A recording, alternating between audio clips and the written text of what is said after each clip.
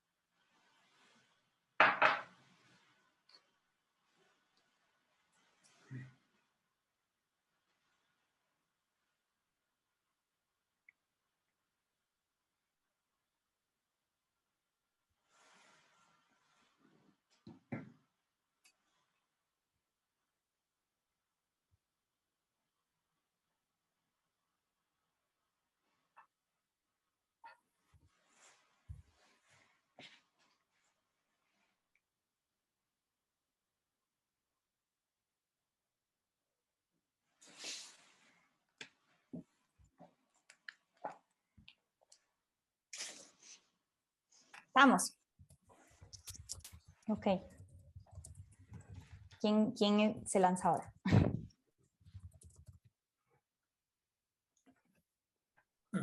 Yo nunca he comido caviar. Caviar, los huevos de pez. Mm. Yo sí, no me gustan. Me parecen feísimos. Por la expresión de Pau, creo que no, ni siquiera la voy a intentar. Me coincido con Juan Enrique. Pero yo te Va. aconsejo que lo intentes. Buenísimo. ¿A ti sí te gusta, David? ¿Sí? A mí sí me parecen feísimos. Oh, pero ya lo has comido. Sí, pero me parecen horribles. Yo sí, no me gusta. I'm sorry, what? Bueno, a mí me encantan. Entonces tú sí ponte un punto bien puesto, el mío me lo pongo a medias, así que mío fue una probada que no me gustó, que valdría como decir que no lo probé, porque no me gustan, la verdad. Súper. Fátima. Ok. Yo nunca me he roto o me he abierto la cabeza. Wow.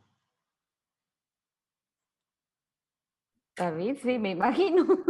Sí, ya Sí, te punto. Yo sí ya me lo he rotado, me he roto. Ok, también, tienes un punto. Pau, también, ¿no? Yo no oí la pregunta, estaba hablando con mi hijo. Sí. Ok, que yo dije, yo nunca me he roto, me he abierto la cabeza. Yo sí. Ok, todos menos yo. Wow, eso Y sí es una. el que se ha roto la cabeza más de una vez, póngase así con unos puntos. Tantos puntos como cicatrices en la cabeza tengo. Yo sí me he roto un par de veces, sobre todo de chiquita, mucho, porque era bien inquieta. Pero Fátima, tú parece que eras muy tranquilita. Así parece. Yo jugaba rugby, así que a veces pasa. Choque de cabeza, cosas así. Lo que sí hice mucho fueron los labios, porque tenía brackets y jugaba mucho fútbol, entonces me daban pelotazos y aquí, así como que paraba todo. Feo. Y la nariz, ¿no, Fátima? ¿No te pasaba jugando fútbol también? Sí, ¿Jugando con acá- lentes? Yo me rompí acá- la nariz unas 80 Acá veces. tengo, ¿ves? Sí, cabal Sí. también. Ajá. Súper. Juan Enrique, ¿nos quieres compartir qué es lo que nunca has hecho tú? Claro, lo que nunca he hecho es subirme a esas montañas rusas, aunque he tenido la oportunidad, pero no me gusta verlo. ¿Tienes vértigo a las alturas? No, de hecho me gustan las alturas, pero en ese como que no sé qué me pasa, pero solo con verlo ni me animo. Dirían mis amigos, ya les dio la pálida solo con verlo.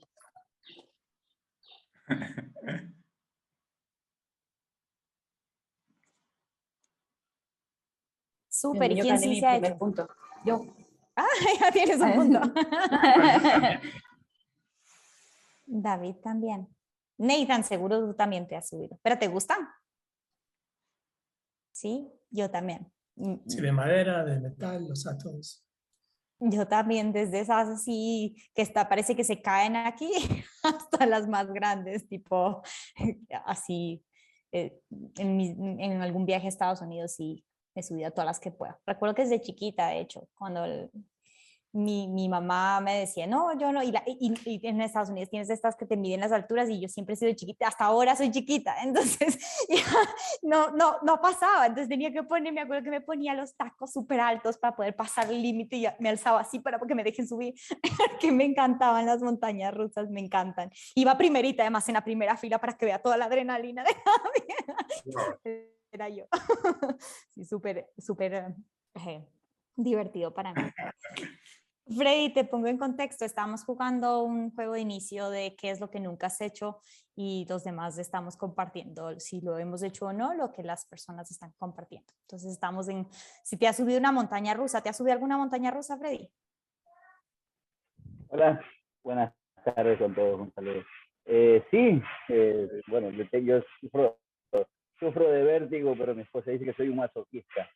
Eh, Me subí en el Dragon Khan, en el Universal Studios de Cambrils, en España. Me subí 6 veces hasta que lograra ir en el primer carrito y salir en la primera puerta. Ese era el objetivo, pero de ahí no me he vuelto a subir en estas cosas nunca más en mi vida. Y lo que nunca he hecho es el salto bueno, no he hecho el lanzamiento en paracaídas y tampoco el lanzarte al vacío amarrado de los pies en los puentes, eso que saben hacer, bungee, que se llama. Eso no lo he hecho. Y creo que no lo haré porque no, ya no va conmigo. Entonces aprovechemos la pregunta del bungee porque el de paracaídas ya lo hicimos. Entonces, ¿quién ha hecho bungee jumping o puenting lanzándose en caída libre desde el puente? David, ¿te has lanzado? No, eso sí que no. Juan Enrique, ¿te has Tú sí, lanzado? ¿no? Tampoco. Yo sí me he lanzado. Me he lanzado de frente y de espaldas. En Sí, baño. sí. En baños, así es. En una pequeña ciudad acá que es clásica para hacer eso.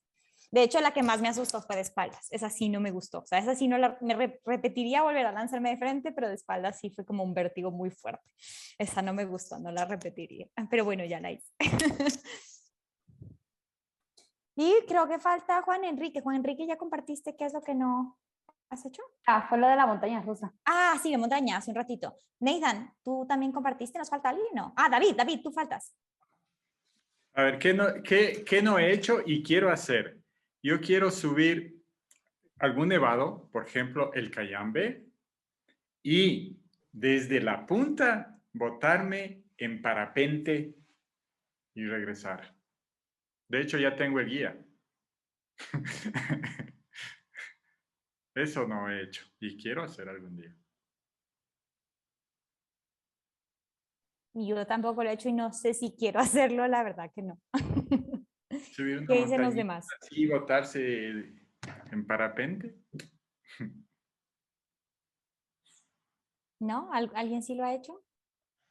¿Desde dónde te No. botaste, Juan Enrique? Es desde Sololá. Es donde Viste por el rostro estaba maya, ¿no? Sí. En San Marcos. Sí. Así es. Sí, qué rico. Yo tengo una duda. ¿Qué es lo que dijo David? Ya lo busqué, lo googleé, pero me sale un municipio, un pueblito, un municipio, entonces no sé.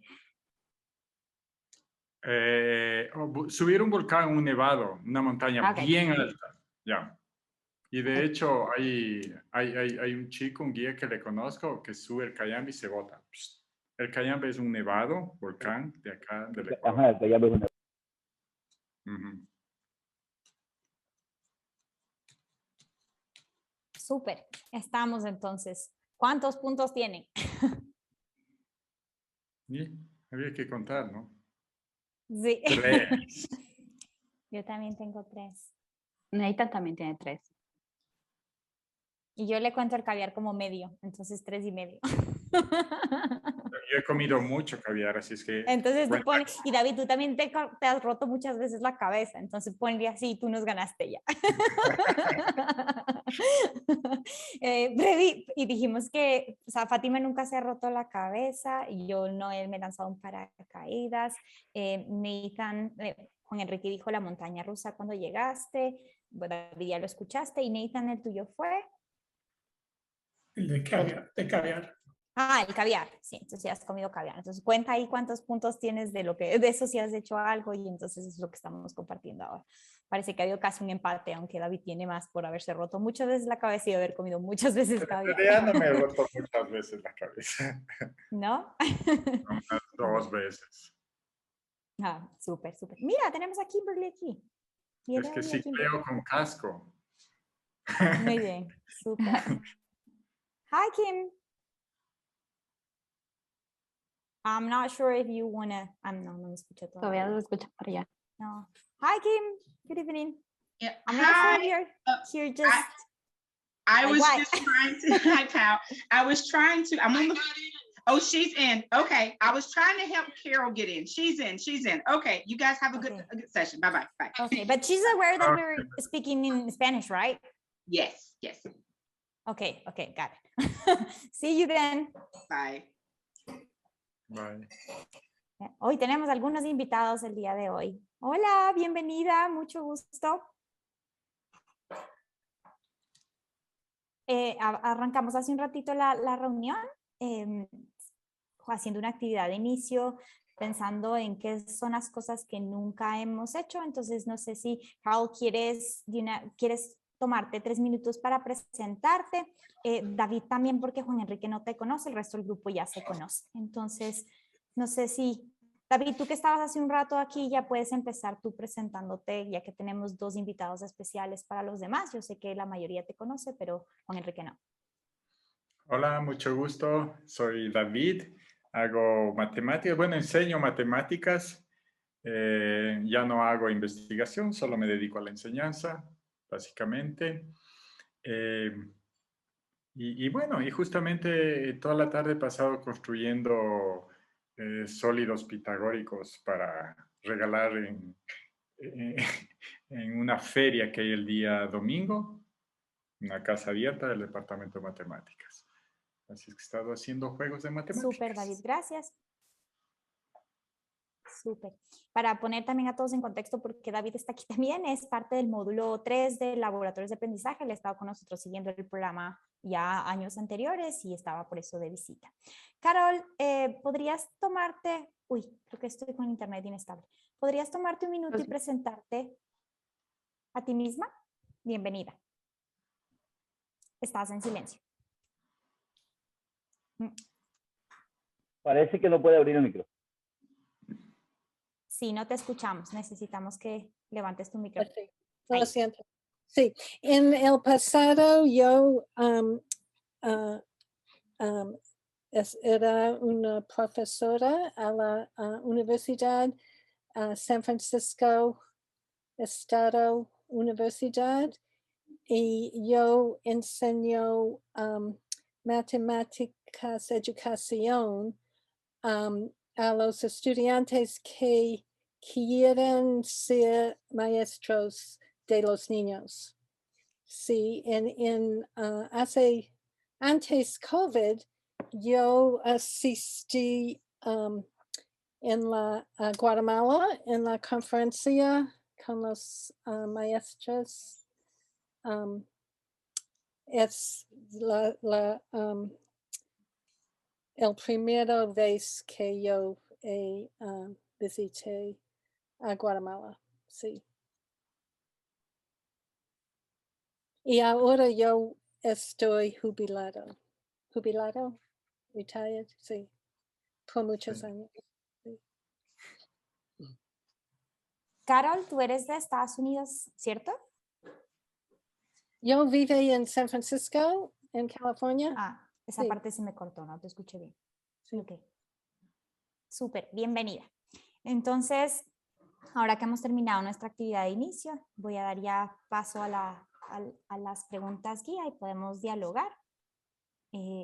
Para Carol en especial, que no estás familiarizada con la dinámica de este espacio, la idea es que lanzamos preguntas, pero es un conversatorio abierto, entonces simplemente siéntanse todos libres de simplemente comentar, hacer nuevas preguntas, ser parte de la discusión. Pensamos siempre en este espacio como que fuera un café y estamos todos conversando de manera abierta, no hay una estructura donde habla uno, habla otro, no todos tienen que responder todas las preguntas, simplemente son guías para poder generar una discusión sobre el tema.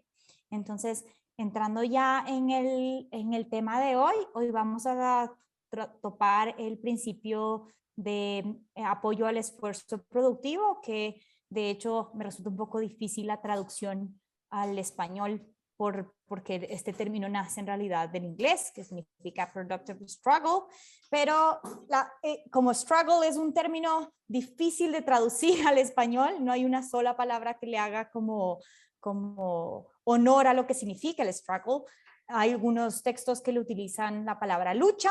Aquí el texto que estamos leyendo de la NSTM lo ha traducido como esfuerzo, pero así como esfuerzo tal no es... no tiene sentido sin toda la lectura y el contexto de hoy. Entonces vamos a arrancar simplemente tratando de definir esto de esfuerzo productivo. ¿Qué es esto de esfuerzo productivo y por qué permitir a los estudiantes que tengan este esfuerzo o esta lucha, este conflicto, pero que sea productivo en la clase de matemática es importante? Entonces los escucho, quiero escuchar ahí qué ideas tienen, por qué es importante y qué significa esto de este esfuerzo.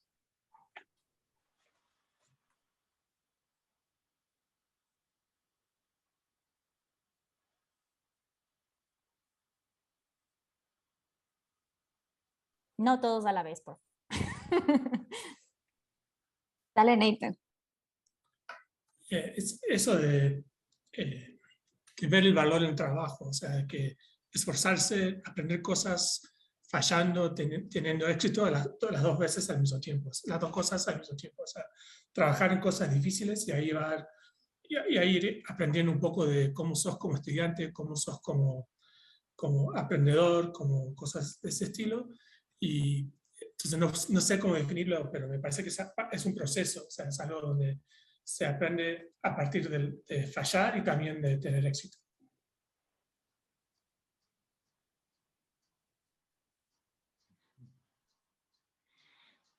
Fátima, ¿tú querías decir algo?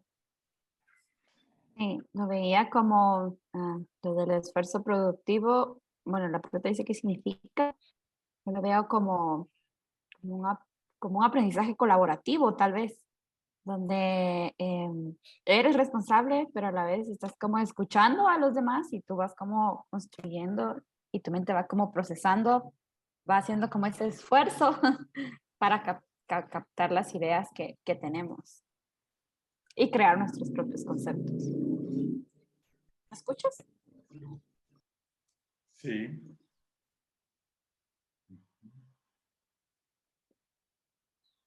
Entonces estoy escuchándote, Fátima, decir que en el esfuerzo productivo la parte colaborativa tiene un rol fundamental. Pero no tiene que ser colaborativo, o sea, que se puede ser mejor, se puede ser más dinámico tal vez, pero me parece que se puede hacer de manera independiente también, y eso, esa autoindependencia es lo que queremos, lo que yo quiero muchos estudiantes, o sea, quiero que sepan cómo trabajar en equipo, obviamente, pero también quiero que pueden como automotivar, o sea, ir por su propia ruta también. Claro, uno de los valores de la educación, pienso yo, que es autonomía, ¿no? Ser capaces de hacer un trabajo autónomo. Y vale la pena conflictuales, ¿no?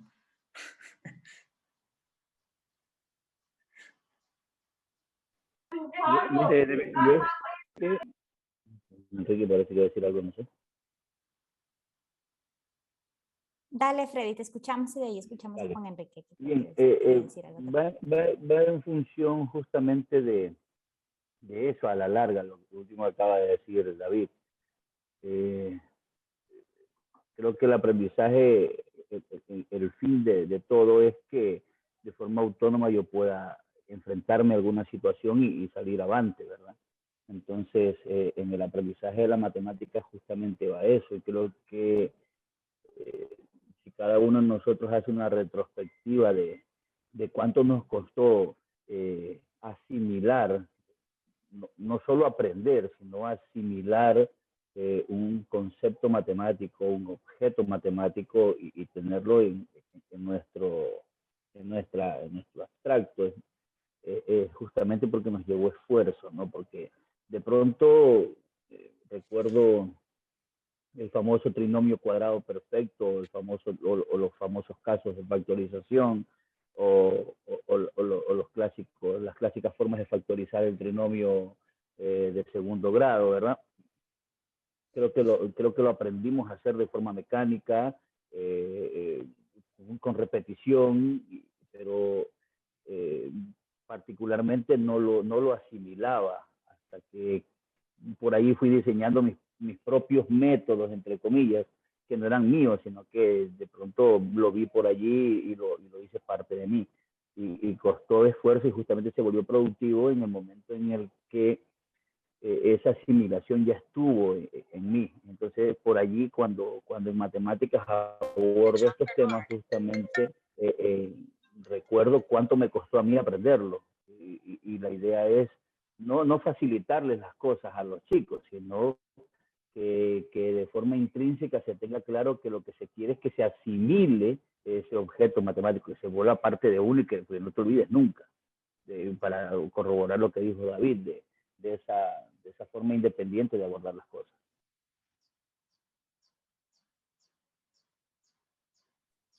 Juan Enrique, ¿querías comentar algo? Sí, pues analizando, realmente me costó un poco entender esta parte, ¿verdad? El esfuerzo productivo, pero al hacer la lectura lo estaba asociando con esas oportunidades de aprendizaje y creo que eso también se dirigían los compañeros con todas estas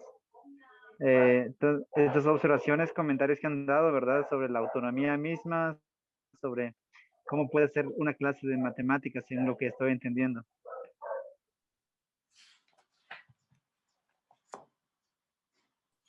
Sí, una de las preguntas que yo borré en esta discusión, pero que la dejé inclusive como un comentario, es esta creencia comúnmente improductiva acerca de evitar que los estudiantes, entre comillas, sufran. Es decir, porque es difícil, el struggle ni siquiera es sufrir, pero la idea es, por eso lo dejé como un comentario en las preguntas, pero que no como para discutirlo en sí, pero para tenerlo en mente. Tradicionalmente se piensa, o en la educación tradicional se ha pensado que mientras podamos evitarle al estudiante el sufrimiento de luchar o de enfrentarse a un problema del cual no tiene idea cómo resolverlo, es lo ideal. Es algo que se espera como lo mejor. Cuando en realidad el evitarle el sufrimiento también le evita el crecer, el poder enfrentar la lucha, el poder generar sus propias, como dijo Freddy, sus propias estrategias y que de hecho se genere un aprendizaje, el esfuerzo productivo es productivo en cuanto el estudiante puede salir de este estancamiento. Pero el evitarle por completo al estudiante sufrir o enfrentarse a este conflicto no permite el aprendizaje. Entonces, lo había puesto como una de las notas aquí, en una pregunta que la habíamos abordado inclusive años anteriores, y me gustaría escuchar un poco también esta idea de por qué es difícil para nuestros maestros dejar que nuestros estudiantes tengan dificultades, y normalmente resulta más fácil dar soluciones. Cuando el estudiante no sabe qué hacer, decirle, bueno, haz esto, en lugar de producir este esfuerzo productivo. Entonces es muy común que en las clases se den esto. La pregunta es ¿por qué? ¿Por qué está pasando esto en nuestras clases? Todavía persiste mucho en Ecuador. Yo no sé, cuéntenme Juan Enrique y Fátima si también sucede en Guatemala y si sucede en Estados Unidos. Carol y Nathan. David, ¿tú qué ves tu perspectiva desde el Ecuador? ¿Por qué pasa esto? Y si está primero pasando y después, ¿por qué pasa?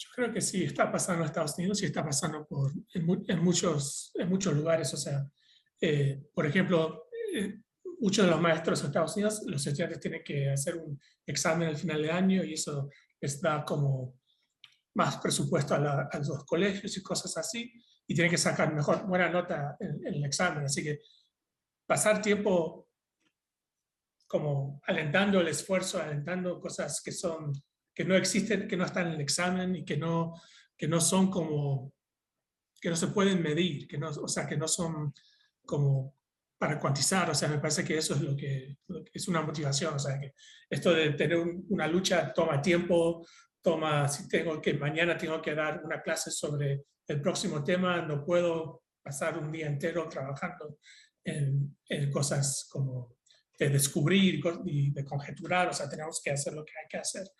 Y eso también lo veo en los estudiantes de la universidad, estudiantes de cálculo, o sea, que han tenido mucho éxito, solo quieren hacer las cosas de la misma manera que siempre lo han hecho. Entonces, es otra razón. O sea, mis profesores aprendieron a hacerlo así, y entonces yo enseño a mis estudiantes, pero otros estudiantes, otros maestros y profesores enseñan de la misma manera. O sea, que me parece que parte es costumbre. O sea, siempre se ha hecho así y lo seguimos haciendo así.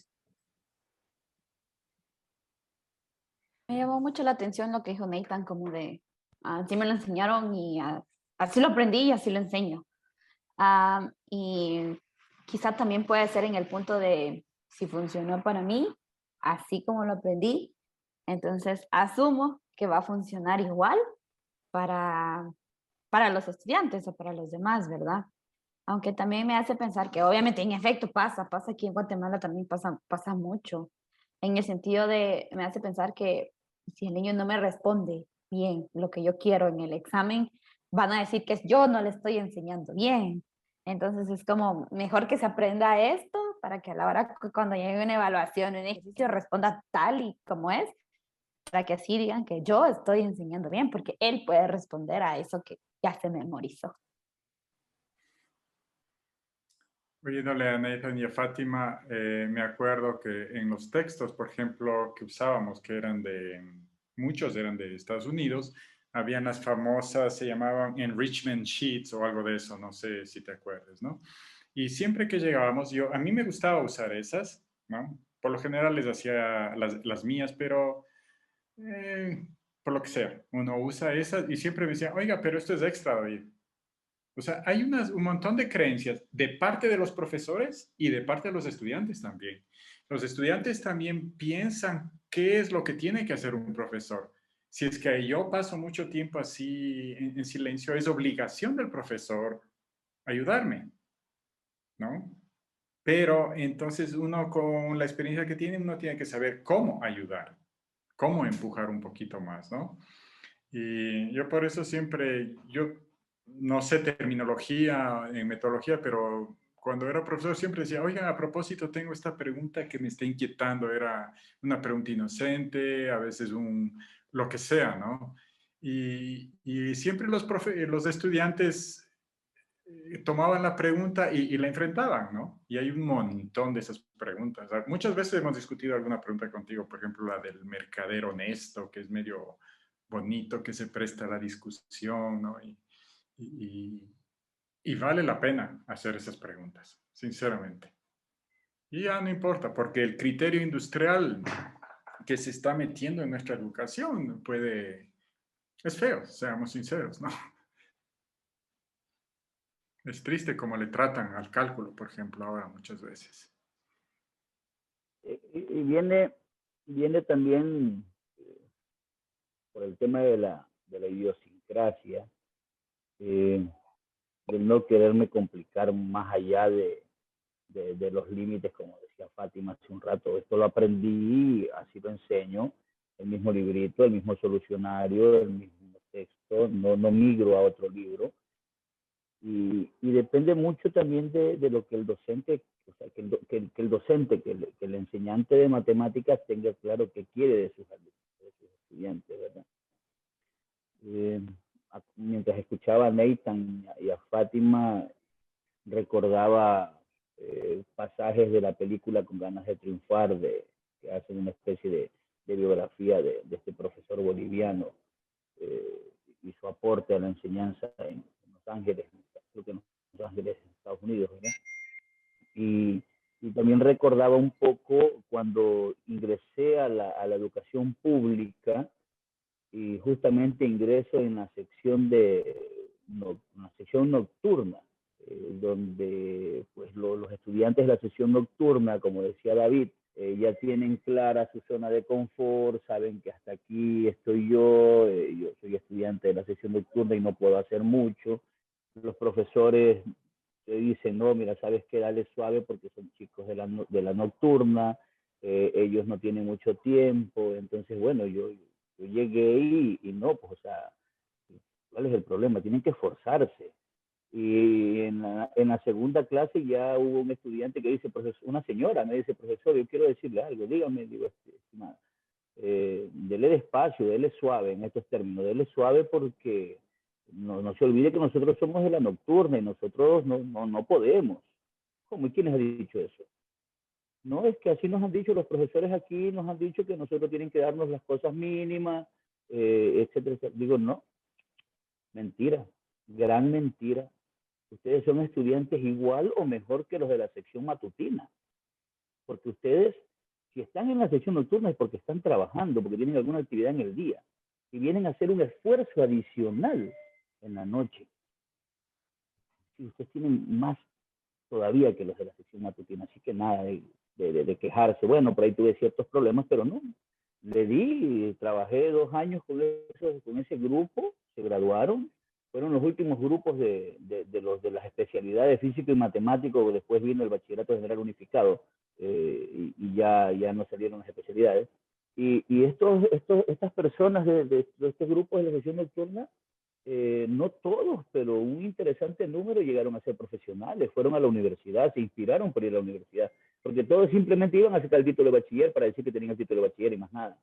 Pero decidieron ir a la universidad, hace poco se graduó uno como ingeniero civil, le costó mucho, pero se graduó como ingeniero civil y todo el mundo, wow, se graduó Luis ingeniero civil, y fue compañero nuestro y te da las gracias y por eso. Entonces sí, creo que depende mucho de como decía David y Fátima, de esa zona de confort que a veces el sistema mismo nos obliga a tener, ¿no? Y no nos deja avanzar mucho más allá.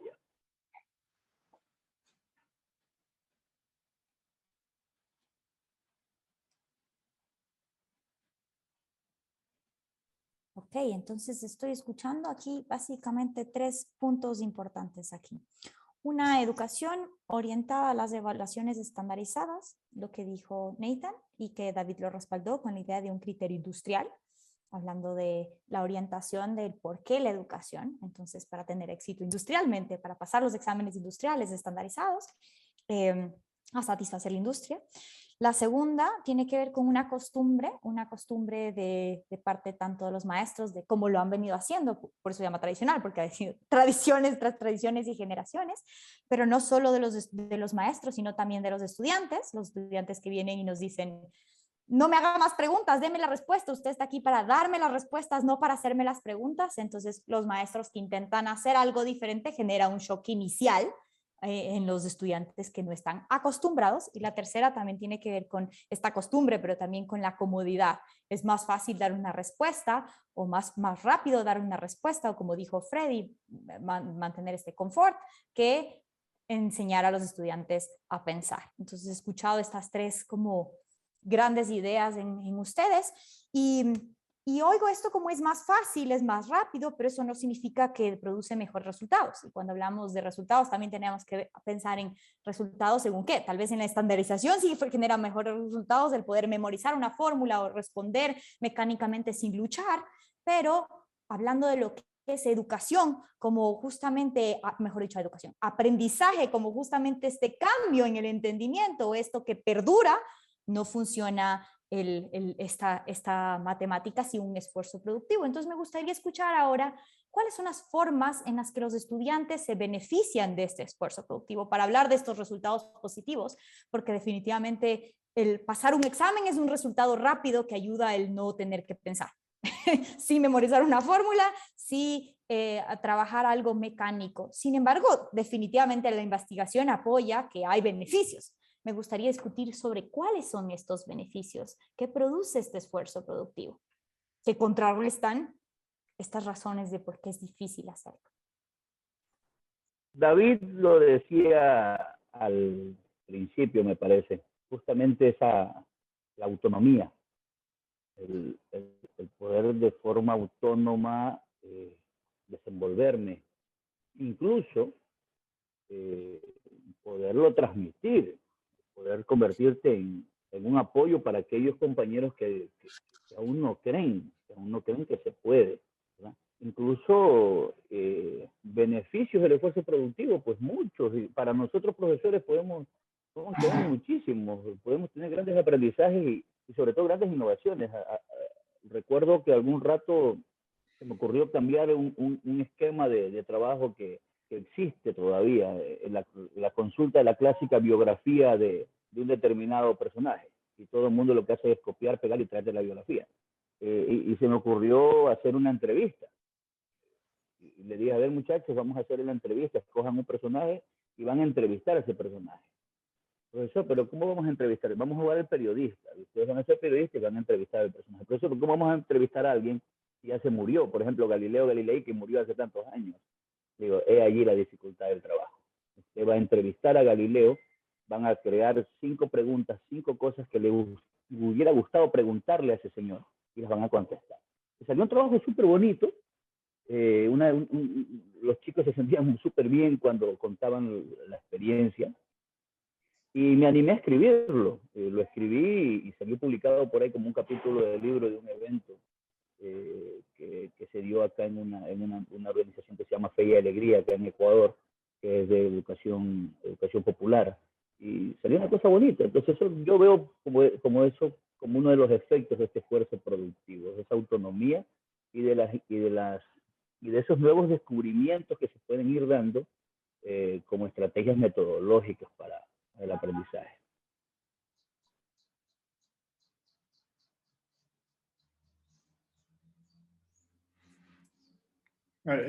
Y para mí lo que... Ay, por favor. No, sigue tú, Nel. Bueno, gracias.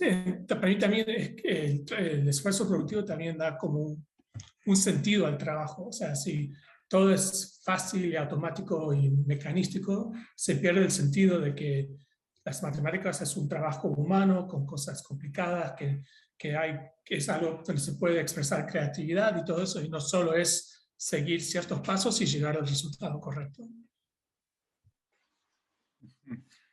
Pero hay una cosa que yo he observado, por ejemplo, uno de los valores de nuestra educación es efectivamente que los estudiantes sean autónomos. También que aprendan a trabajar colaborativamente, por supuesto.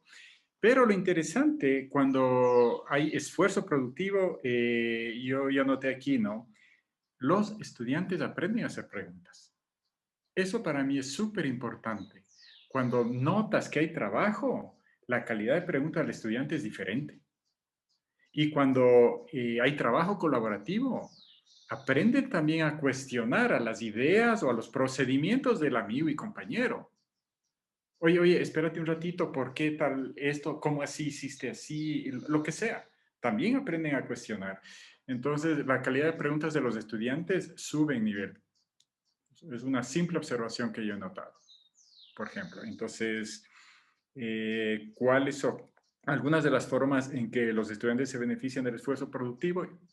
yo me quedaría con este par de respuestas, por ejemplo. Entre muchas otras, ¿no? Creo que lo que David acaba de mencionar es la metacognición, si no me equivoco. Realmente tiene que ver con esto, con esa metacognición, que los estudiantes autorregulen su aprendizaje, que hagan muy buenas preguntas, que comienzan a cuestionar los aprendizajes. Ah, lo sabía de esta forma, lo hago de esta forma. Y va más allá justamente del conocimiento. Siempre hablamos de la matemática como uno de los principales medios para desarrollar el pensamiento crítico. Y cuando hablamos del cuestionamiento, es una de las bases del pensamiento crítico, el poder aprender a cuestionar, el poner en duda para generar hipótesis, para probar, para seguir intentando, para poder crecer en nuestro entendimiento de cualquier situación.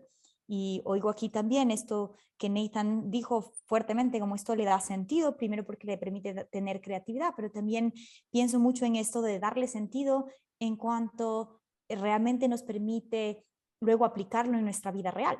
Entonces, las cosas, la verdad es que es ahí donde se da esta desconexión con la vida real, cuando terminan un cálculo 1 o terminan matemática de cuarto grado, no importa en el nivel en el que estén. Después los estudiantes dicen, yo esto no lo volví a ver nunca más en mi vida, no sé para qué lo usé, no sé para qué lo aprendí, porque justamente no se dio este conflicto, se aplicaron fórmulas sin sentido, se mecanizó mucho la matemática y no permite desarrollar estas estrategias, estas herramientas, la matemática como una real herramienta para la resolución de problemas que no son sencillos y que no vienen con su fórmula en la vida real, que no vienen así como, tengo un problema en esta empresa, la fórmula para aplicarlo es, sino que en realidad en la práctica y en cualquier cosa, en una empresa o en tu vida diaria, para comprar pan o para hacer cualquier actividad en tu vida, pues entonces la conexión con de darle sentido, muy importante que lo escuché mencionar de Nathan, y el cuestionamiento que lo escuché también de David, y la parte de satisfacción que escuché también tanto de Fátima como de Freddy, diciendo esta idea de autorregulación y satisfacción de lograrlo. Veo esta parte interesante. No sé si hay algún otro punto en esta pregunta o paso a la siguiente.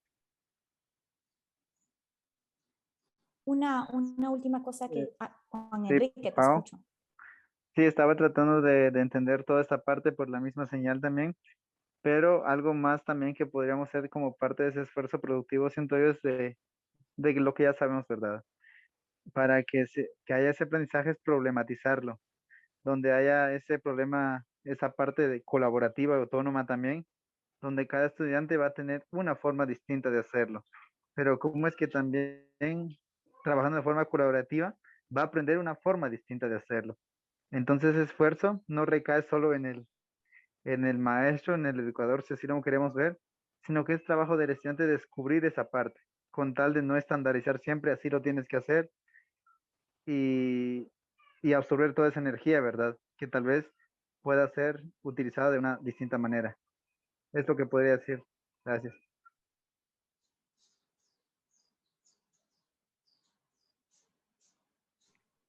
Muchas gracias, sí.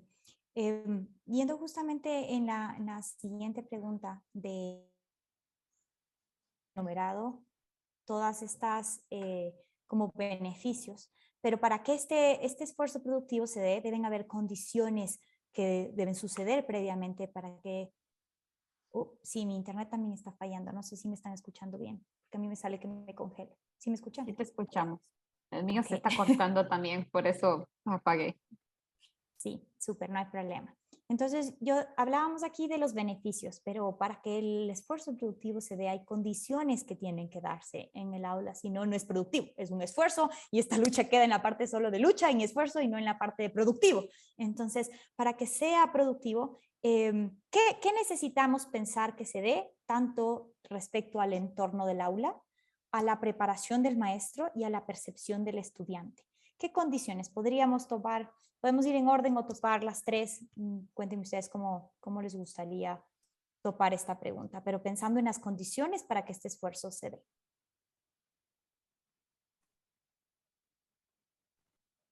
Yo lo veo en el punto de como de relación maestro-alumno, en el sentido de que tiene que ver como ese punto de confianza. Es cierto que podemos tener cualquier maestro en nuestra vida y nosotros cualquier tipo de alumno, pero si no tenemos como esa confianza, no le damos a los chicos esa seguridad de que puedan expresar las ideas, los pensamientos o lo que nosotros decimos muchas veces, ¿verdad? Que el error nos enseña. Entonces, que si cometen algún error está bien, no hay ningún problema, pero tener como esa confianza de expresarlo tanto para su maestro y como con sus compañeros, para que a la hora de crear su propio aprendizaje esté seguro y no se sienta como tímido o es como mejor no opino, mejor ni pregunto. Ese sería mi aporte. Considero que es importante hacer una especie de FODA. Voy a empezar desde el maestro, es decir, que el docente tenga clara cuáles son sus fortalezas y debilidades, sus oportunidades y amenazas, para luego pues poder crear en el entorno del aula. Yo lo veo no como tener un aula llena de recursos, sofisticada, con tecnología de punta, sino como un adecuado clima de aula, que exista una especie de buena vibra dentro del salón de clases. O sea, que no es que todo sea bonito, que se vea como una buena vibra. Yo suelo en esta parte decirle a mis estudiantes, digo, ustedes son mis estudiantes, son mi responsabilidad durante este ciclo y yo voy a hacer todo lo que esté a mi alcance para que a ustedes les vaya bastante bien. Y llegamos a tener un clima de aula bastante agradable. En algunos casos hemos logrado a tener hasta espíritu así como de familia, y eso es súper bonito. Y en ese sentido, pues creo poder llegar a que también el estudiante sea capaz de conocerse a sí mismo y de que entienda que la formación académica es pues, una oportunidad de ser y hacer cuestiones diferentes en la vida. Entonces, ese tipo de cosas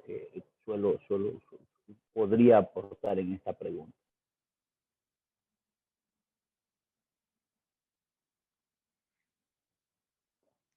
Estoy oyendo aquí algo que hemos hablado muchas veces, esto de construir espacios seguros. Cuando hablamos de espacios seguros, hablamos de lo que Fátima decía como confianza o relaciones de alta calidad.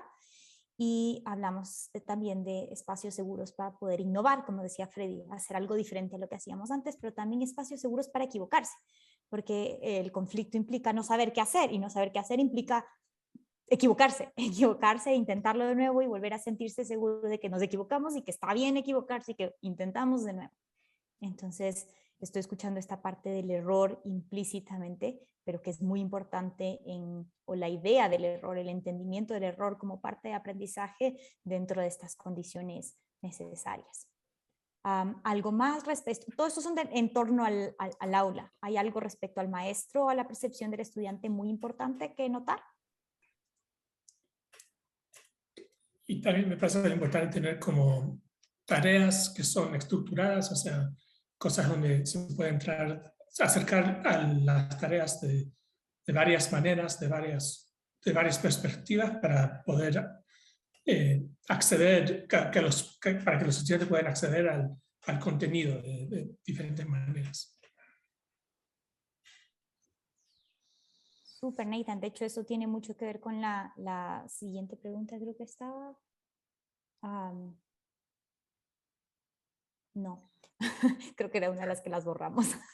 Pero sí, esta idea de sí, era justo una de las que borramos con Fátima la última vez. Pero las tareas como algo muy importante de las condiciones del maestro, porque definitivamente podemos ser muy buenos maestros, pero con unas tareas nada enriquecedoras o que no demandan este conflicto o esta lucha productiva, no vamos a poder generar este aprendizaje en los estudiantes. Entonces, esa es una condición necesaria del maestro, estar preparado y tener a la mano una serie de actividades enriquecedoras que fomenten este pensamiento crítico y que pongan en conflicto el pensamiento del estudiante, que nos haga como estudiantes y como maestros el pensar como, ajá, esto no pensé que era así, cuestionó nuestro pensamiento y es ahí donde se da esa lucha, pero es ahí también donde se da el aprendizaje.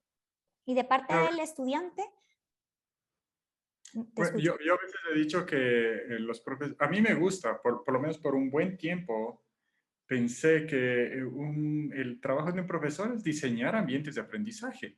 ¿Cómo diseña un ambiente de aprendizaje? Hay varios elementos, entre ellos tareas, deberes. Hay un texto también, ¿por qué no? Parte de estos diseñador de un ambiente de aprendizaje. Las preguntas que yo hago, las preguntas que ellos hacen, contribuyen a este ambiente de aprendizaje en ese sentido. Entonces, ¿qué pasa con la preparación del maestro?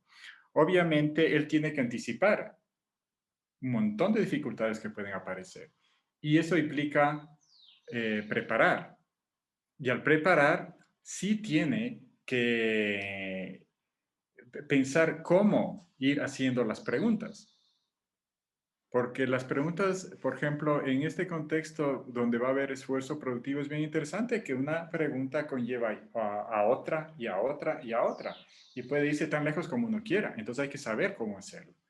Y eso le da la práctica. A veces uno también como profesor se equivoca, pero no importa. Ups. Resultó estirar demasiado, ¿no? El concepto, ok, no hay problema. Bajémosle nomás. Cualquiera de esas cosas. Sí, toca estar preparados para eso, ¿no? Y el estudiante también tiene que poner su parte. Es uno de los elementos del ambiente de aprendizaje, ¿no? Tiene que sentir que está aprendiendo, que su esfuerzo vale la pena, que el profesor le ayuda a manejar o enfrentar la frustración, no le ayuda a resolver el problema. También, o sea, me parece bien importante esto, ¿no? Y entender que en estos ambientes la frustración sí surge, pero es parte del aprendizaje. Y uno tiene que enseñarles a manejar también, ¿no? La otra vez creo que discutíamos de enseñarles a manejar o hacerles entender que es parte del aprendizaje. Yo creo que son los dos, ¿no? Totalmente, recordaste el laboratorio pasado, ¿no? De lo de la frustración, saber cómo aprender a manejarlo y todo. Claro, yo me acuerdo que interesante, ¿no? Enseñarles a manejar, pero me parece más interesante entender que es parte del proceso. Me encanta lo que acabas de decir, David, respecto a esta idea de no se trata de evitar sentir la frustración, es qué hacer con ella y cómo poder superarla, porque es justo esta lucha o este conflicto que sientes parte del aprendizaje. Y uno de los aspectos que no hemos hablado hasta aquí, pero que me gustaría como traerlo y mencionarlo, tiene que ver con el funcionamiento del cerebro en esta lucha. Y que creo que es una de las formas en las que ayuda a los estudiantes a sobreponerse a este conflicto. Yo recuerdo en mi propia experiencia con mi hijo que tiene en general problemas de mucha frustración y ansiedad frente a la parte académica. En mate no, y es curioso porque la mayoría de estudiantes tienen ansiedad frente a la matemática y mi hijo en matemática no. Y una de las cosas que se debe, aparte de porque la mamá es una matemática y que le enseña mucho porque jugamos y lo hacemos divertido, tiene que ver con mi propio mensaje constante de es que tienes que equivocarte porque es parte del aprendizaje, inclusive desde el punto de vista neurocientífico. Yo le he dicho a él que a un lenguaje que él pueda entender, le he dicho, imagínate tu cerebro, cada vez que tú te equivocas, prende un foquito, hace una conexión, se genera un nuevo camino. Entonces, si no te equivocas, no vamos a generar nuevos caminos. Entonces, cuando te equivocas, tienes que pensar, ¡ay! Un poquito más. Y entonces él me suele decir como, mami, una herramienta más a mi caja. Entonces, tiene que ver con esto de cómo aprender a manejar la frustración y también desde el punto de vista neurocientífico, cómo tradicionalmente se ha visto el error como algo que queremos evitar y cuando realmente para que nuestras neuronas guarden información requiere equivocarse o funcionan mejor. Las conexiones funcionan mejor cuando hay error. Y algo que aprendí recientemente en los últimos años ha sido esta visión de Joe Boller de la educación matemática y la idea de que nosotros o nuestro cerebro genera conexiones neuronales cuando cometemos errores, aun cuando no estemos conscientes de cometerlos. Me pareció así como un momento, wow, porque yo tenía clara la idea de que obviamente si estamos conscientes del error, genera más conexiones porque hacemos este esfuerzo productivo, porque estamos luchando por resolver el error que hemos cometido. Sin embargo, está probado científicamente que nuestro cerebro genera conexiones aunque nosotros no estemos conscientes de que cometimos un error. Entonces, la importancia de cometer errores y generar luchas productivas, aunque no sean ni siquiera intencionales. Entonces, es un hallazgo muy interesante de mencionar normalmente a los estudiantes para que su percepción del error cambie desde no solo la visión de Pau o de mi mamá en el caso de mi hijo, sino de está probado científicamente que equivocarse te ayuda a aprender. Voy a prender la luz. Hasta eso quisiera como avanzar. No sé si hay algún tema más respecto a la percepción del estudiante. ¿Algún último comentario? ¿No? Entonces podemos avanzar con la idea también del rol que juega el contexto y la participación de los estudiantes en este esfuerzo. Podemos avanzar en pensar esta idea común de que tienes que obtener respuestas correctas en las clases de matemáticas, porque el mundo real las respuestas incorrectas pueden generar grandes problemas. Esto sí lo he oído muchísimas veces. ¿Y qué piensan de esta afirmación? Me gustaría como escuchar este contraste entre no la definición de accurate, de precisión en matemática, frente a la necesidad del error.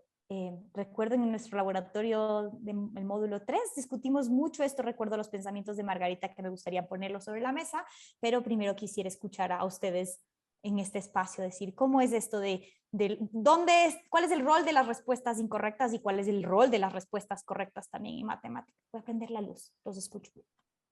Ok.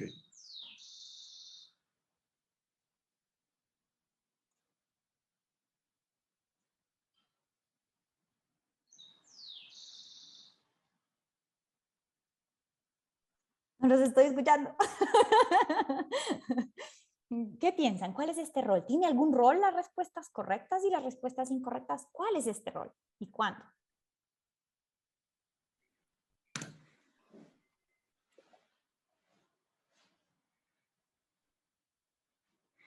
No sé, yo creo que es algo que es una idea que creo que debemos de desechar, porque en el mundo real, en la vida real, hay muchos errores,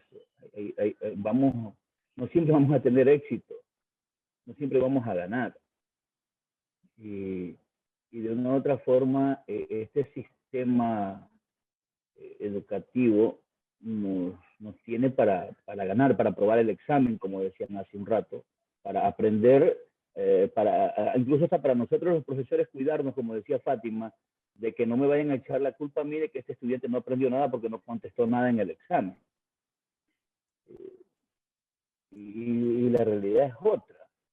Creo que si nosotros trabajamos en ese tema del aprovechar el error para generar aprendizaje, para generar conexiones, para generar estrategia, estaríamos eliminando las futuras frustraciones que estos profesionales podrían tener cuando fracasen. Porque si tú vas a ser médico, tú no vas a poder salvarlos a todos. Va a haber momentos en que alguien se te va a morir. Y vas a tener que comunicarle a los familiares, ¿sabes qué? Hice todo lo que estuvo a mi alcance, pero murió. Y puede darse, ¿no? Hay una serie que sigo mucho, que me encanta, House, que justamente de los errores que tienen, justamente, no funcionó ese tratamiento, no funcionó este diagnóstico, entonces probemos con esto. Justamente va por allí, aprovechar los errores, aprovechar las respuestas incorrectas para generar nuevas cosas. Y en cada capítulo de House, que si mucha gente habla de aprendizaje basado en problemas, el ABP, pero tenemos tanto miedo a los problemas. Tenemos tanto miedo a no poder resolver un problema. Si el aprendizaje basado en problemas justamente va por ahí. Entender que a veces vas a poder resolver el problema y otras veces tendrás que generar una nueva estrategia para poder resolver ese problema y que hay problemas que se pueden resolver a corto, mediano o largo plazo. Entonces, como que por allí es la percepción que tengo de esta pregunta. Sí, oyéndote a ti, Freddy y Pau, en base a tu pregunta, yo antes de responder al rol de las respuestas correctas e incorrectas, quisiera responder a algo que, independientemente de que si la respuesta es correcta o incorrecta, tiene que estar en un contexto. Si el contexto de resolución de problemas esté correcta o incorrecta, la filosofía implica, regresemos a ver el problema, veamos si la respuesta tiene o no tiene sentido. Entonces, en ese contexto, yo creo que uno termina con una respuesta y a su vez termina preguntándose para ver si es que, por ejemplo, puede obtener la misma respuesta a través de otro procedimiento o quizá la respuesta en sí no tiene sentido o es incorrecta. A ver, revisemos. O sea, toca revisar el trabajo. Y hay un montón de cosas que funcionan para cultivar esto, sinceramente. El hecho de dar un tiempo asignado para un examen. Yo juego, o sea, ¿cómo se dice? Chistoseo con los estudiantes y decir, bueno, si terminaste, regresa a ver el problema. Y más aún, si me das calificando, te reconozco, ¿no? O sea, pueden darme calificando en muchas de las preguntas. Entonces, o sea, eso sería. Y para empezar, la respuesta en sí tiene un rol, ¿de acuerdo? O más bien dicho, te abre una puerta.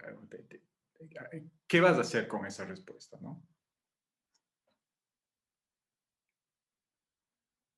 La típica, por eso me acuerdo, uno diseña problemas, por ejemplo, para afinar la intuición. La intuición falla, bueno, ahí sí toca revisar definitivamente la respuesta. Entonces, es parte del proceso.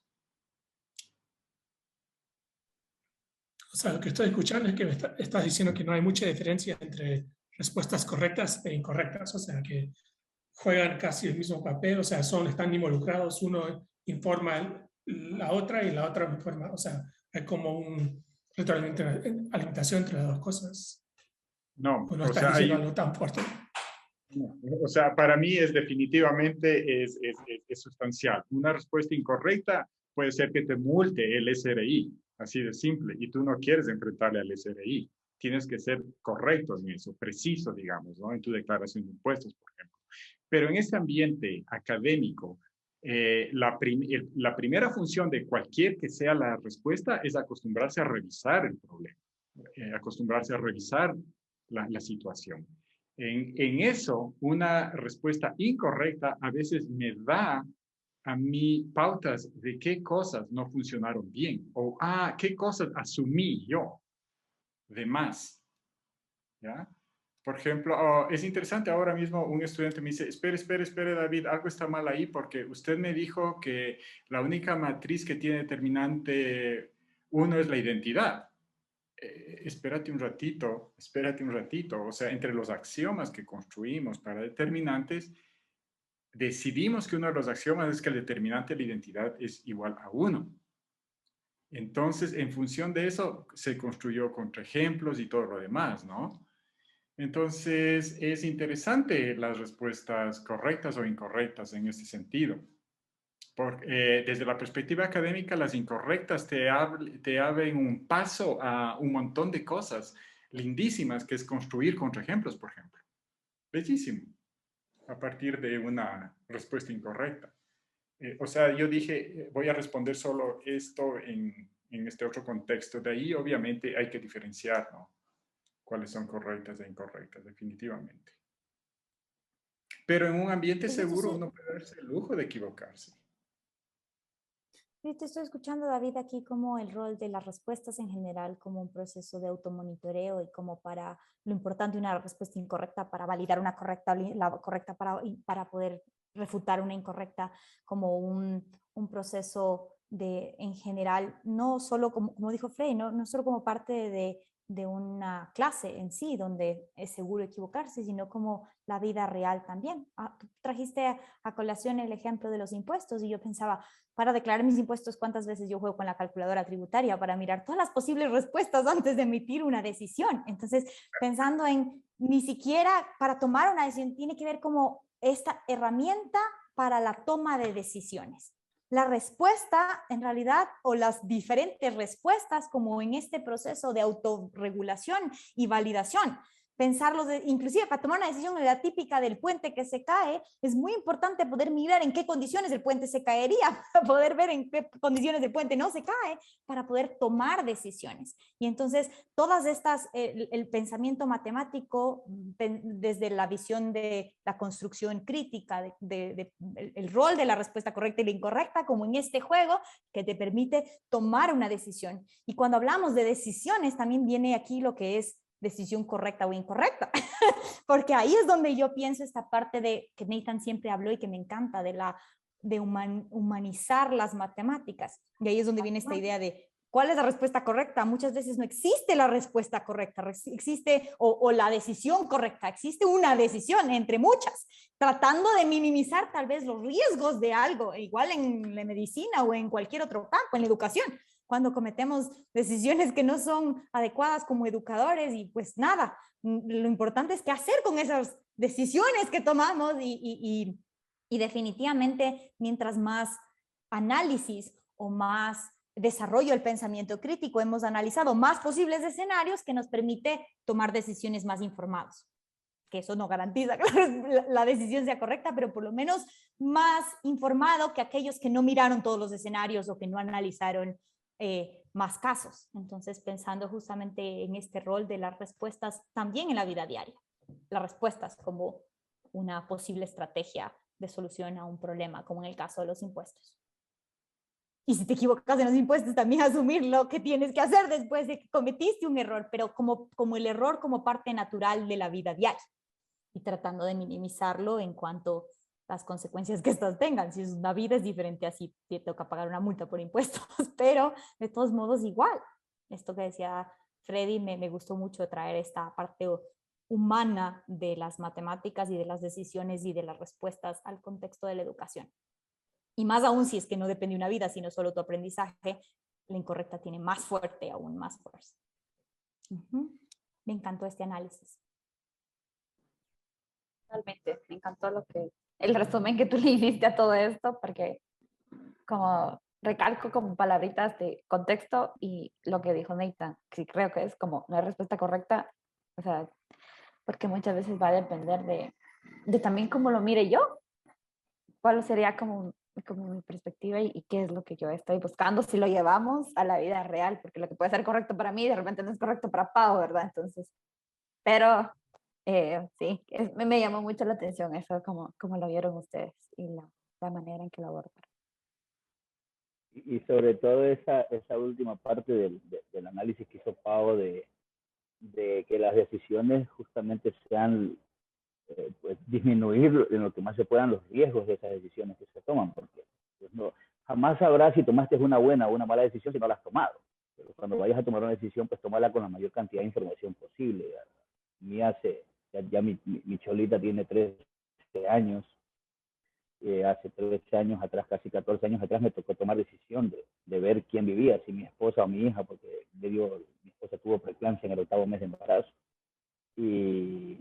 Y el que tenía que tomar la decisión era yo como el esposo, pues, ¿no? Y bueno, a ver, doctor, póngame el panorama y deme toda la información posible, y en función de toda la información que tuve, pues vamos, hagamos esto, y ahí está mi hija, tiene 13 años, es una campeona deportista, ciclista, nadadora, escaladora, me encanta hacer de todo. Y porque justamente, como dijo Pau, no se tomó una decisión a la ligera, sino que se tomó una decisión en función de un contexto, en función de muchas variables que hubieron en ese momento. Y ya está. La decisión que tomé en ese momento no le agradó mucho al entorno familiar, pero la tomé en función de la información que me proporcionaron los médicos en ese momento del hospital. Y ahí está. Hubieron problemas después, pero fueron menos. Y ahí está Silvia también, no solo tu hija, tu esposa también. Para dar contexto a los demás que no conocen súper, tu sí, vida, estaba también va a como de- decir, ahí está su hija y también Sí. está su esposa, para darle Ok. final feliz a la historia, por si acaso. Pero te entiendo, nos pasó lo mismo con mi hija y conmigo, entonces, solo que en mi caso fue mi papá el de la decisión.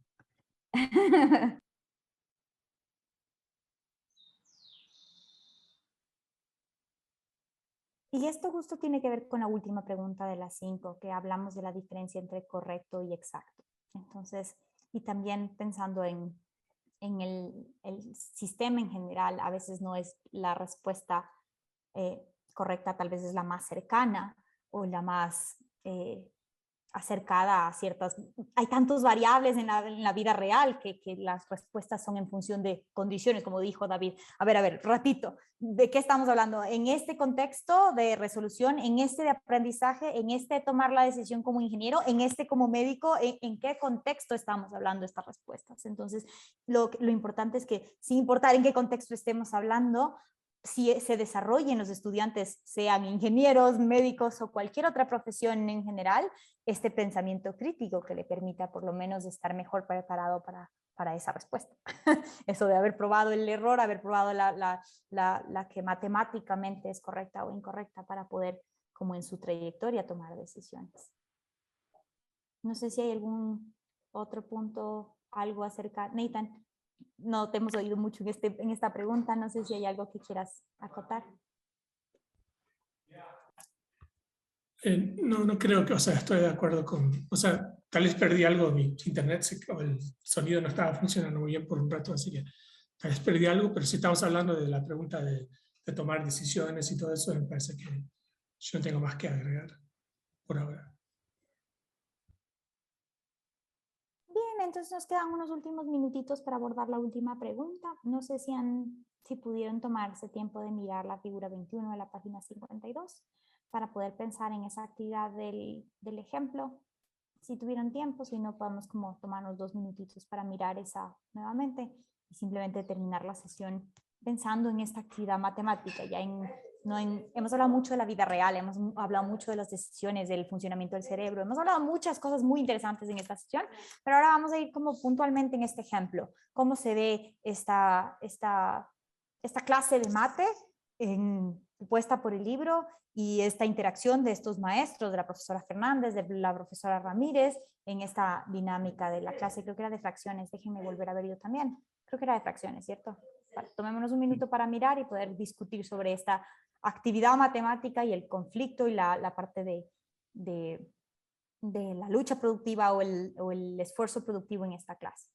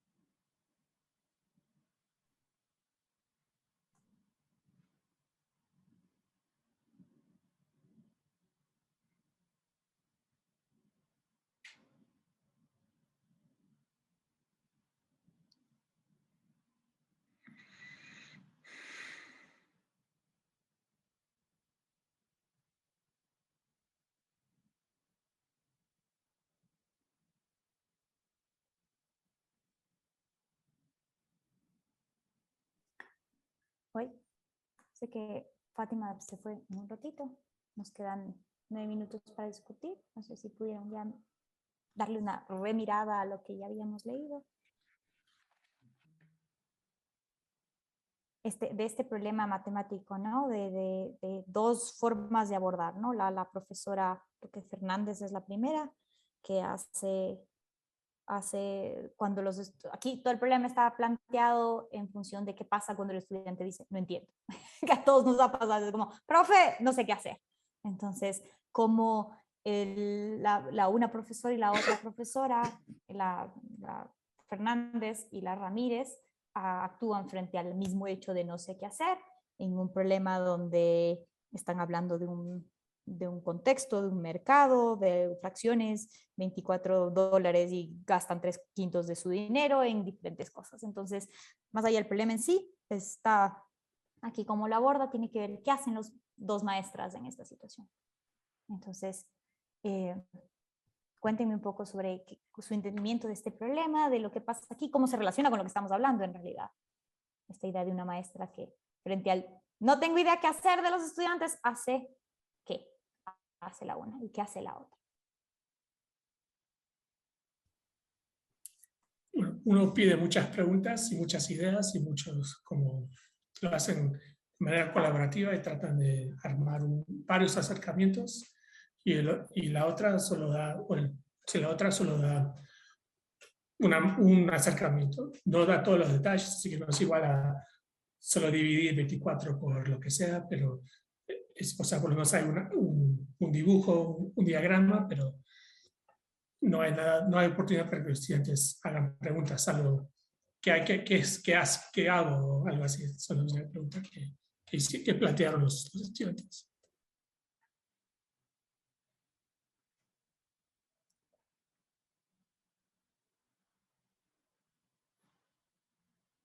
Entonces, estamos hablando básicamente que la profesora, pues la primera Fernández, da una respuesta, la profesora ¿cómo se llama el otro? Ramírez hace preguntas. Esa es básicamente la diferencia como metodológica, pero esa diferencia en lo que hace cada uno, qué repercusiones tiene sobre los estudiantes o creen que podría tener, y qué tipo de modelo han visto en su entorno, qué tipo de modelo han visto normalmente en las clases de matemática de su propia experiencia.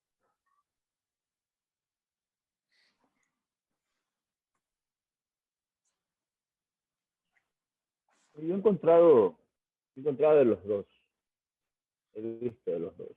He visto profes, colegas, que a veces no nos queremos complicar la vida y bueno, pues como que le damos haciendo las cosas a los estudiantes. Y también pues he visto pocos colegas que en cambio generan ese tipo de trabajo colaborativo en ciertos momentos, de aprovechar las dificultades, de ver la crisis como una oportunidad. Creo que Einstein me dijo, la crisis saca lo mejor del ser humano. Y justamente cuando hay este tipo de nudos críticos es cuando verdaderamente se tiene que aprovechar el momento para sacar adelante los aprendizajes. El éxito no estaba, hubiera sido más interesante que los estudiantes mismos generaran ese esquema de los cuadritos que propone la profesora Fernández, ¿verdad? Como una de las alternativas de solución y no como la única alternativa de solución que se pone.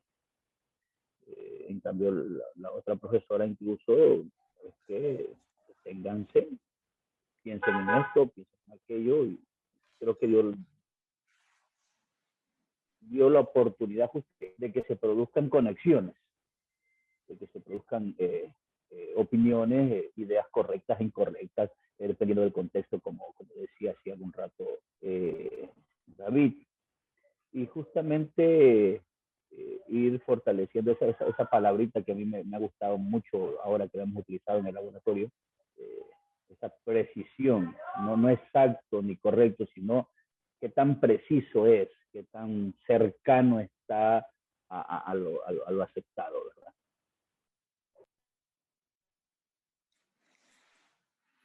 En base a a la propuesta aquí. Está bien, esta profesora que también se me fue el nombre, Ramírez, te dice directamente un hint, 2 hints. Y prácticamente te dice 2 estrategias. Oigan, chicos, a ver, hagan un diagrama de fracciones.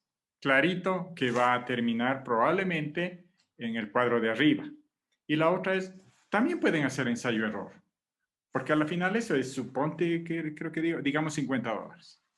¿De acuerdo? Ok, suponte que, aquí viene la otra pregunta, que los chicos dicen, profe, ya dibujé el cuadro de fracciones. Y ya intenté con 50 y no sale. ¿Cuál sería el siguiente paso de ustedes como profesores? Intenta con otro. ¿Cuál O otro? descubre otros números. No sé, algo así diría. Porque el ensayo-error sin análisis te puede conducir a la respuesta, pero jugando. Entonces yo creo que en el ensayo-error sí hay que hacer algo más. Ok, lanzo los $50. Y si es que los estudiantes dicen, ya le hice, profe, y no da. Ok, haz un análisis. Un poquito más. Me recuerda mucho a lo que hemos hablado antes de lo importante de generar diferentes representaciones matemáticas. El ensayo-error es una estrategia y si en la misma aula tienes personas que han usado otras estrategias, el ensayo-error podría permitirle a un estudiante mirar lo que hizo el otro y sobre todo no mirar como ya le apunté o tal vez no le apunté y no llegué, sino mirar las conexiones entre las representaciones, entre por qué a ti sí te funcionó y por qué a ti no, y dónde está esa conexión en el entendimiento del concepto. Entonces, mirar qué condiciones están haciendo que ahí es donde yo creo que la interacción es muy importante en el aula, en lugar de justamente hacer evidente la conexión, permitir que los estudiantes exploren sus diferentes respuestas, sus diferentes estrategias, que cuando la maestra Fernández dice hagan de esta manera, coartaste la posibilidad de que alguien más haya hecho de otra manera, sea la gráfica, sea el ensayo-error, o sea cualquier otra, que pudo haber hecho algunos con tablas, otro con dibujos, otros de literal haber hecho algún tipo de otro tipo de representación. Y entonces usar la parte colaborativa en el aula para poder explorar las diferentes estrategias y conectarlas, porque no es como, ya tú sí pudiste, yo no, porque yo hice prueba-error, no me funcionó, sino ¿por qué tú no? Y poder entender quién sí hizo prueba-error y si le atinó. ¿Y por qué? ¿Cómo está lo que habíamos hablado antes, ¿no? De diversas representaciones. Una actividad enriquecedora tiene que tener la posibilidad de diversas entradas, pero también el maestro que aprenda o que ayude a conectarlas entre los estudiantes. Entonces, esa es la parte que creo que no está como súper explicada aquí, pero por lo menos el empezar con una pregunta da pie a que hayan más respuestas que la maestra dijo, haz esto, pon esto, sigue esto, aplica esta fórmula. Entonces, claro que cuando yo pensé en critica la tarea, pensé, hay mucho todavía que hacer, no es suficiente solo una pregunta o dar 2 estrategias, pero definitivamente dar 2 o hacer una buena pregunta abre más campo a seguir explorando o intercambiando el diálogo entre estudiantes y entre el docente que aquella que te da una sola. Entonces, me parece que... Sí, porque es interesante el análisis. ¿Por qué, por ejemplo, la profesora propone 50? Yo, por ejemplo, diría al estudiante, en el centro comercial gastó 3/5, gastó más de lo que le quedó, ¿no? Está comparando 3/5 con 2/5. Sí, gastó más de lo que le quedó. Entonces, lo mínimo que yo podría proponer, por ejemplo, sería 48, digamos. No, démosle un poquito más, ¿no? O sea, ya estoy analizando y eventualmente, olvídese de eso, ya sé cómo, profe, clean, o lo que sea. Pero es interesante también, o sea, debe haber un trabajo previo, ¿no? Para este tipo de problemas. ¿Qué es más grande, 5/6 o 6/7? Espérese un ratito, ya le digo cuál es más grande, ¿no? Y el análisis es por el complemento, que es otra estrategia lindísima que yo he visto, ¿no? A ver, 5/6, 6/7. Comparemos un séptimo versus un sexto y trabajas por el complemento, ¿no? Porque puedes decir, si gasté 3/5, me sobró los 2/5. Y eso es equivalente a los 24, por ejemplo, cosas así, ¿no? Entonces hay un trabajo previo, ¿no? que debe y facilitar. Y justamente el trabajo previo está en lo que no se hace adecuadamente a nivel primario, a nivel del desarrollo de las nociones, en este caso de la noción de fracción. Justamente lo que acabas de decir, David, del entender a qué es más grande. ¿Cuál de las fracciones? Nos aprendemos las fracciones, nos aprendemos la clasificación de las fracciones, la fracción propia, impropia, homogéneas, heterogéneas y todas esas cosas. Pero el tema de la comparación en la fracción, o sea, ¿cuál es más grande? ¿Quién tiene más? ¿Un séptimo o un sexto? ¿Cuánto le falta a esto para llegar a ser tal? Todo ese tipo de cosas justamente se pierden en el momento en el que de la noción de fracciones se pasa bruscamente a operar las fracciones de una forma mecánica sin sentido. Y luego hay otro paso brusco a trabajar las fracciones en la resolución de problemas. Y nos cuesta tanto, lo digo personalmente, nos cuesta tanto resolver un problema en el que implique fracciones, porque justamente no se trabajó mucho más la asimilación de forma adecuada de la noción de fracción. Es importante. Súper. Estamos ya sobre tiempo. Veo que por lo menos pudimos dedicarle un tiempito aquí. Yo sé que esta pregunta demanda mucho más. De hecho, es la última porque recopila mucho de los principios anteriores. Hablamos de que si solo analizamos esta tarea así aislada, hay mucho que criticar. Sin embargo, lo que acaba de decir Freddy, ¿no? De qué se ha trabajado antes, que además tiene mucho que ver con el objetivo del docente. Este problema tiene que responder al objetivo del docente, y si el objetivo está por otro lado, puede ser una muy linda tarea que está llevándote fuera del objetivo. Entonces, todo esto entra en juego, ¿no? Esto es una dinámica que está mucho más que solo como si hacemos un zoom in del ejemplo, y hay muchas otras cosas que hemos venido analizando, como las representaciones, como el planteamiento de objetivos claros, el poder monitorear y evaluar las respuestas de los estudiantes, que es el último tema que conectamos la siguiente semana. Entonces, entre lo que pudimos analizar un poquito. Ya quedamos con esto aquí porque ya estamos sobre tiempo. El siguiente y último tema que revisaremos es la parte justo de monitoreo, que es con lo que se conecta y terminamos los principios, y de ahí tendremos la sesión de cierre. No me queda más que agradecerte, David, por estar aquí de invitado especial el día de hoy, y a todos por acompañarnos, y pues ya, nos vemos en 15 días. Que tengan un buen fin de semana. Un gusto verles. Buenos tiempos, Nathan. Sí, igual. Chao. Felicidades. Se cuida. Chao, David, un gusto verte.